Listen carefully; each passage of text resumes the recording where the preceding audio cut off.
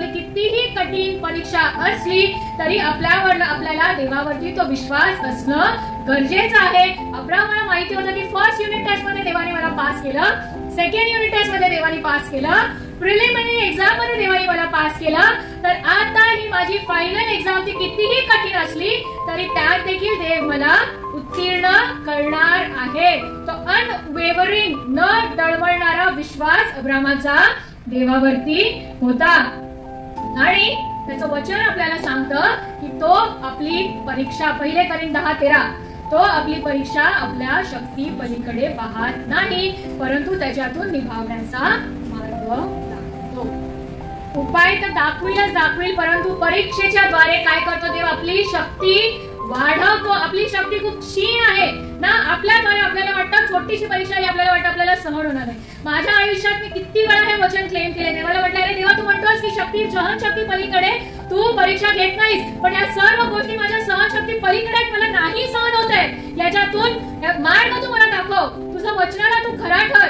आणि त्या प्रत्येक वेळेस देवाने काय केलं, माझी सहनशक्ती वाढवली ना. परीक्षेच्या द्वारे देव काय करतो, आपली सहनशक्ती वाढवतो आणि त्याच्यातून गुजरण्याचा मार्ग, उपाय आपल्याला दाखवतो ना.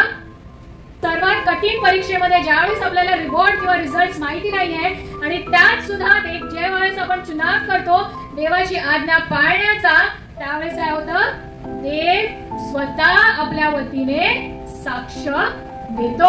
आणि केवळ साक्षच देत नाही परंतु महान अशा आशीर्वादाने आपल्याला परिपूर्ण करतो. आज देवाने आपल्याला काही आज्ञा दिली आणि एका परीक्षेतून आपण जात आहोत तर आपण त्याला काय विचारतो, काय उत्तर देतो, देवा तू कुठे आहेस तू, प्रत्येक वेळेस मीच का, की आपण अब्राहमासारखा म्हणतो काय आज्ञा, हियर आय एम, तू कुठे आहेस पेक्षा हा प्रभू मी इथे आहे असं म्हणण्यास आज आपण तयार आहोत का. स्तोत्रसहिता कोणतं वाचलं आपण, 26 याचं दुसरं वचन वाचू आपण. 26 याचं दुसरं वचन दावीदाचं स्तोत्र आहे आणि दावीद या ठिकाणी देवाला म्हणतो मला कसाच लाभ आणि माझी पारख कर. इथे जेव्हा अब्राहमाचं आपण चॅप्टर हे वाचायला चालू केलं तर तिथे काय वचन होतं की देवाने अब्राहमाला कसोटीस लावलं. God tested Abraham. इथे दावीद स्वतः म्हणतो की माझी कसोटी कर, माझी पारख कर, माझी परीक्षा कर.